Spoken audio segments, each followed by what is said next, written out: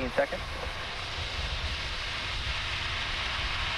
T-minus 10, 9, 8, 7, 6, 5, 4, 3, 2, 1. Ignition. Engines full power. And liftoff. Go SpaceX, go Falcon.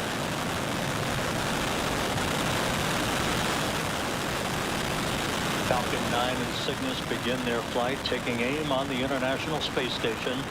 Pitch and roll program are in. Falcon 9 arcing out to the northeast. MOD team pressure coming.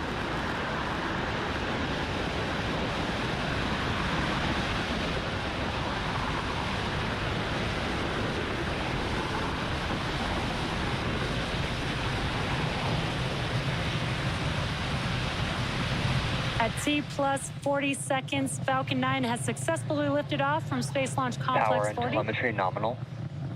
This is our 10th mission of the year and second to the International Space Station. And we've throttled down our engines in preparation for Max Q, which is coming up here in a few seconds. This is the largest structural Vehicle load. Supersonic. This is the largest structural load that the vehicle will see on ascent.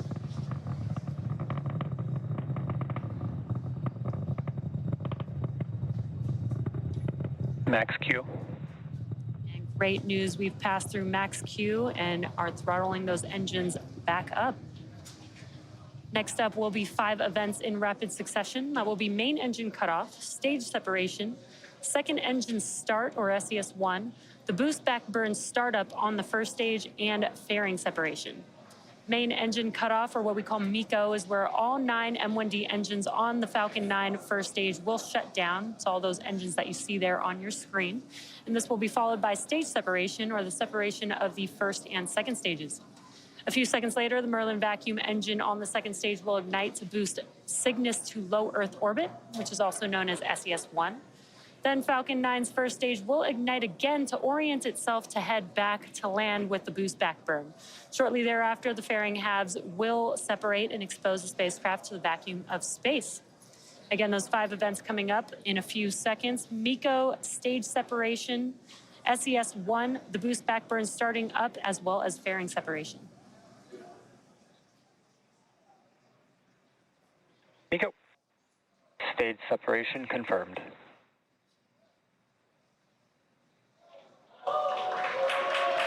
And back ignition. Stage 1 boost back startup. And there we've had MECO, stage separation, the MVAC engine on the second stage ignited, as well as the boost back burn starting up on the first stage vehicle.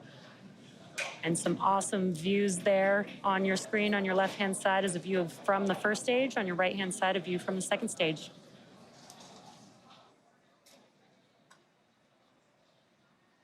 Fairing separation confirmed.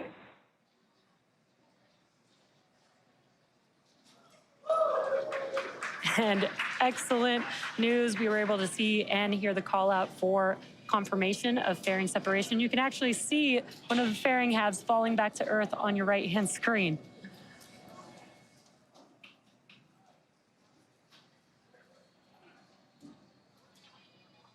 Stage 1 boost back shutdown. And we heard that call out, and you can see on your left-hand screen that the engines on the first stage vehicle have shut down, and that concludes the boost back burn for the first stage vehicle. You can also see that the grid fins are now deploying on the first stage. Both vehicles are following nominal trajectory. And great call outs that both vehicles are on nominal trajectories.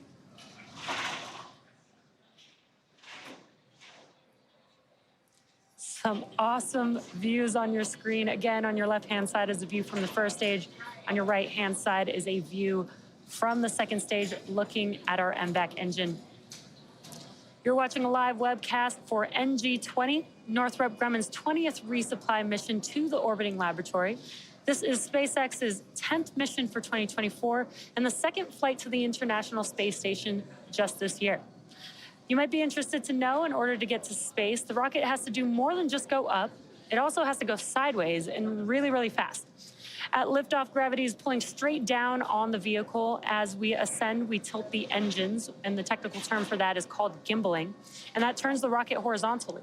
Now, we are still going up, but we are now also heading horizontally away from the launch pad, and that's what we call a gravity turn.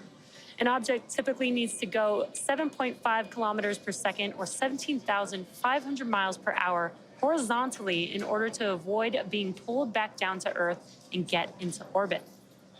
And that is exactly what this vehicle just performed. And on your left-hand side, again, is the first stage making its way back down to Earth. Today, we do have a land landing, so we do require 3 burns in order for it to make its way back to its landing zone. We've already completed the boost back burn for the vehicle as it oriented itself heading back towards land. Next up will be the entry burn, and that's where 3 of the Merlin engines will reignite. This helps to slow the vehicle down as it re-enters the upper parts of the Earth's atmosphere. And then will be followed by the last burn, which is the landing burn. That's a single engine burn that brings the vehicle speed down rapidly in order to touch down back on Earth. And a really cool view of that first stage vehicle from our ground tracking camera. That looks amazing. And that entry burn is coming up here in just about 30 seconds or so.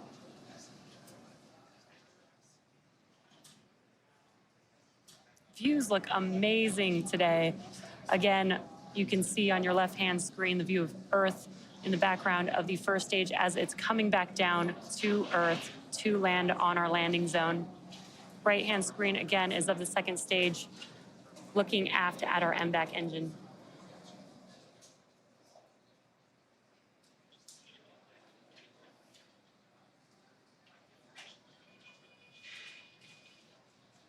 Stage 1 entry burn startup.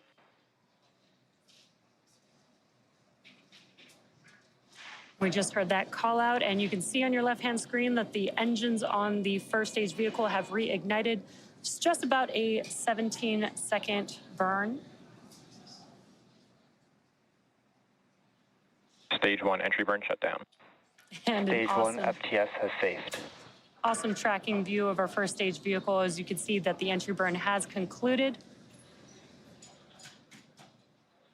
And the first stage vehicle continues to make its way back down to Earth. Both vehicles continuing on a nominal trajectory.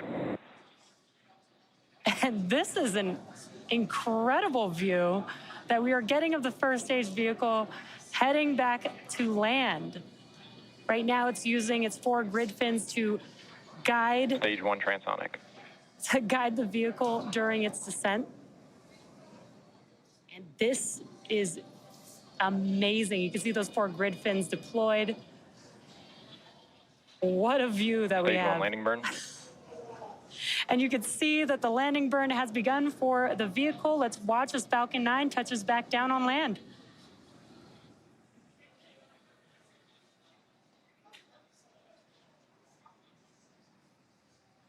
Stage 2 FTS has safed. Stage 1 landing leg deploy.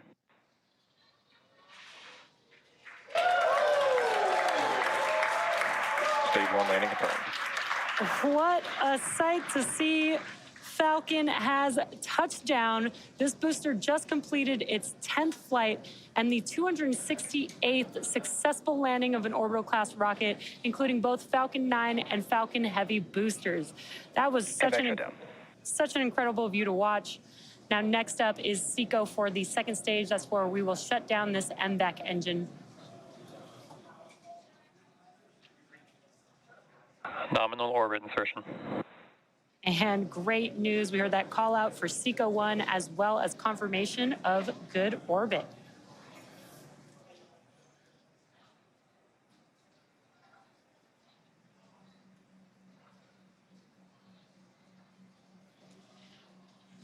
At T plus 9 minutes and 15 seconds into the mission, the second stage has one last major task, commanding separation of the Cygnus spacecraft just a few minutes from now. For those of you just tuning in, you're watching a live webcast for NG-20, Northrop Grumman's 20th resupply mission to the International Space Station. This is SpaceX's 10th mission for 2024 and second flight to the International Space Station this year. And for those of you following along, you'll know that Cygnus will be joining two SpaceX Dragon spacecraft that are already docked at station as part of the Crew 7 and Axiom 3 missions. Crew 7 docked with the space station in August of last year, and Axiom 3 arrived earlier this month on January 20th. We are getting some incredible views. Again, what you're seeing on your screen is a view from the second stage looking aft at our MVAC engine. And you can see today that we are flying a shorter nozzle.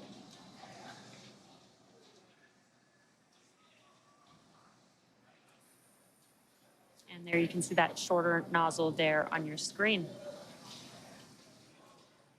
Both Northrop Grumman and SpaceX have a long history of supporting the International Space Station with cargo missions like today's. SpaceX's first commercial resupply services, or CRS mission, CRS-1, launched in 2012 and made history by restoring America's capability to deliver and return cargo to the station. The Cygnus spacecraft has been visiting the International Space Station since 2013, and the first Cygnus CRS mission, Orb-1, launched in 2014. Cygnus has delivered more than 138,000 pounds of equipment, science experiments, and supplies to sustain the International Space Station's astronauts under NASA's commercial resupply services contract.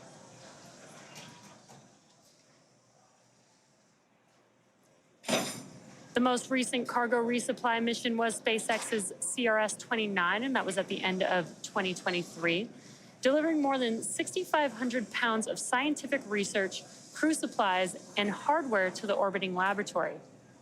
And today, Dragon is the only spacecraft currently flying that is capable of returning significant amounts of cargo back down to Earth. The CRS partnership has helped build a strong American commercial space industry that will soon take us to destinations beyond low Earth orbit. Now, in fact, these missions provide critical learnings that will help us develop a human presence on the Moon and Mars, which will require a steady supply of cargo missions to grow and thrive. Again, if you're just now tuning in, we've had an on-time liftoff from Cape Canaveral at 12:07 p.m. Eastern Time. We had a good stage separation. Falcon 9's first stage returned back to land and touched down for landing. Now, right now, what you're seeing on your screen is a view from the second stage vehicle looking after our MVAC engine, but the Cygnus spacecraft is still attached. And we are just waiting for Cygnus separation from the second stage in just about a couple minutes from now.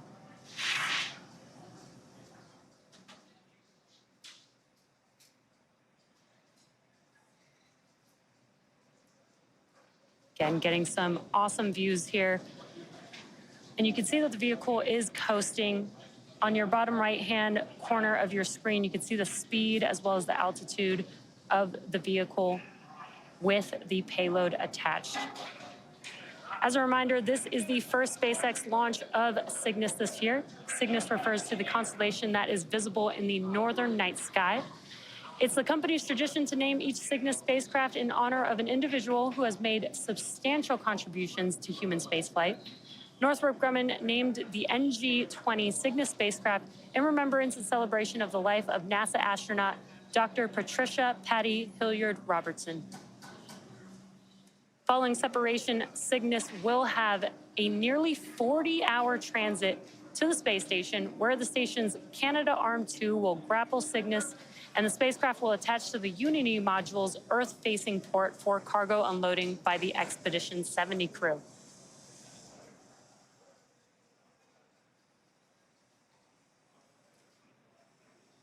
If you're just now joining us, you are watching the NG-20 mission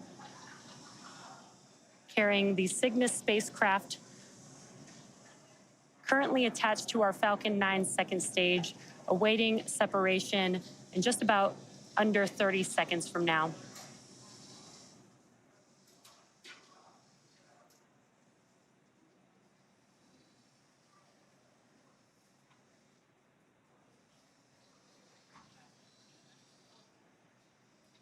That view that you see there on your screen is looking forward at the payload.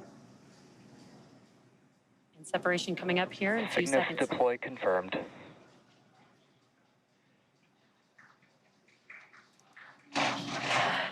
And an incredible view. You can see the Cygnus spacecraft drifting away from Falcon 9's second stage, confirming successful spacecraft separation.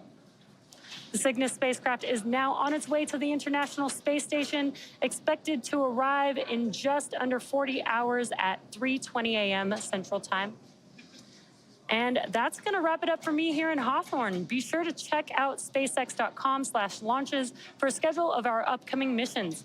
In the meantime, Rob, what's next for Cygnus?